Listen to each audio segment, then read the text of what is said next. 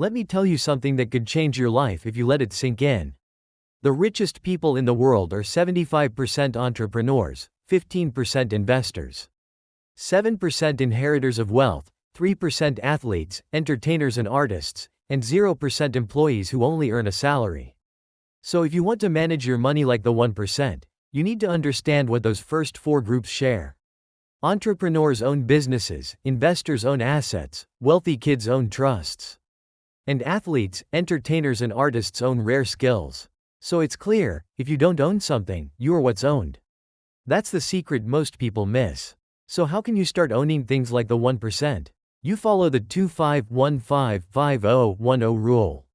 I built this rule so anyone, no matter their income, can manage money like the top 1%. Because it's not about how much you make, it's about how you manage it. I've used this for decades, starting with nothing, and it helped me become a multimillionaire. The first 25% of your income goes to growth. This is the money that works for you.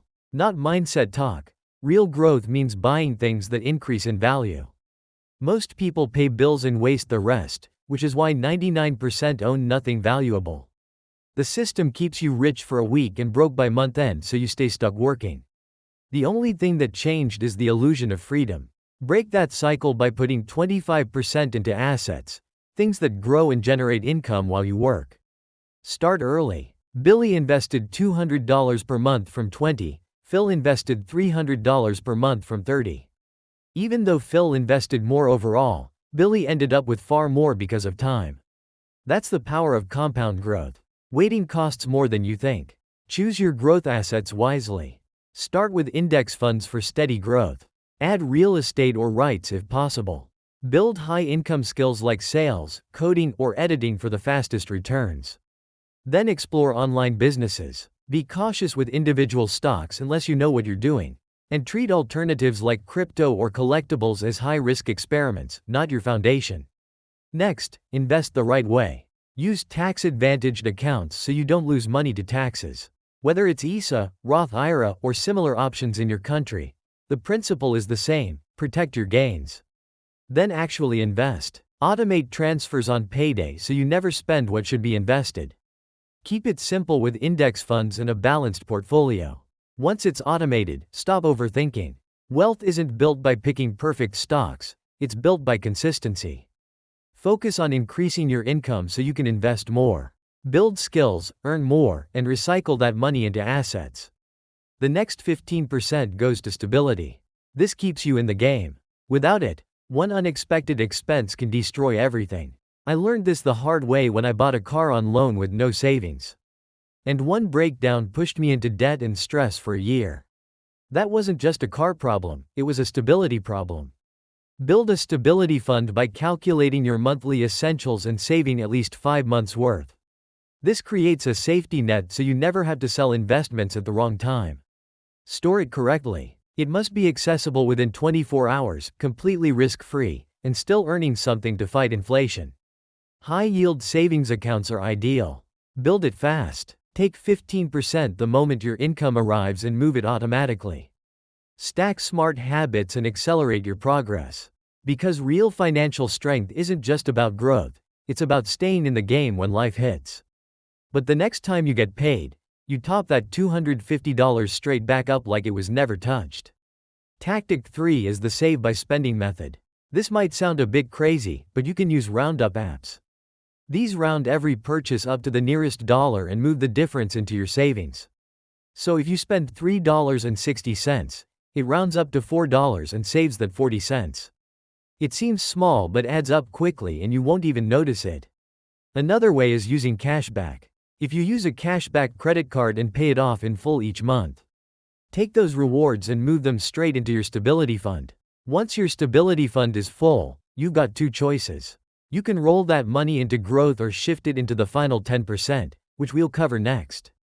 The next 50% of your income should go towards essentials.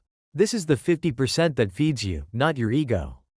Surprisingly, over 60% of Americans earning over $100,000 still live paycheck to paycheck because they focus on looking rich instead of becoming rich. You can earn well and still feel broke because it's not about how much you earn, it's about how much you waste. Let me show you. At 20, my friend looked like he had everything: designer clothes, expensive watch, always spending.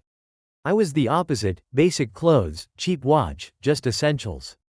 But what people didn't see was he had $43 in his account and overdue payments, while I had $1,000 invested in a solid stability fund. That wasn't much, but it was a start. That's what people miss: wealth is what you don't see. Lifestyle creep starts with small justifications like better cars, nicer homes, or more dining out. So step 1 is defining your essentials. Essentials are what keep you alive and functioning: rent, groceries, utilities, transport, insurance, and basic clothing.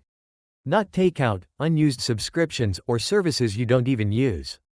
Go through your statements and cancel anything unnecessary.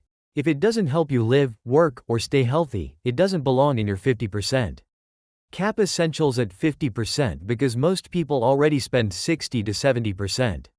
This forces discipline and shifts your mindset from spending more to earning more. Step 2 is shrinking the two biggest categories: housing and transport. Housing is often the largest expense, so renegotiate rent when possible or reduce costs through sharing your house.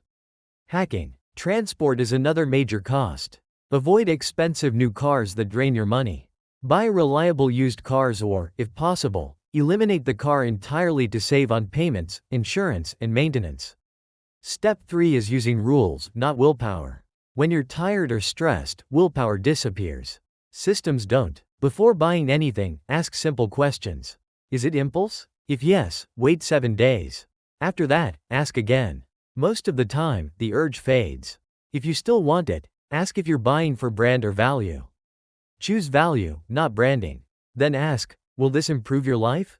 If yes, buy it intentionally. If not, skip it. This builds discipline automatically. The final 10% of your income goes to rewards. This is the part that keeps you sane. Money isn't just about growth and discipline, you're allowed to enjoy it.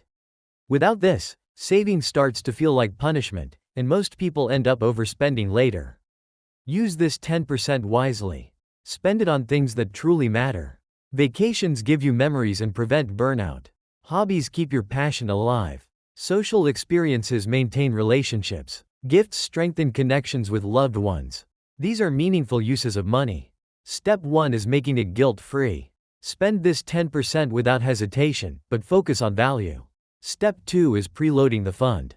Create a separate account and automatically send 10% of your income into it every month.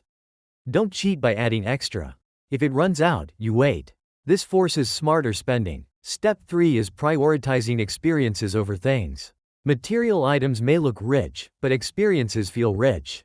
Whether it's travel, time with family, or meaningful moments, these are what you remember. And that's the full 25-15-50-10 rule. Follow it with discipline, and you don't just manage money, you take control of your future.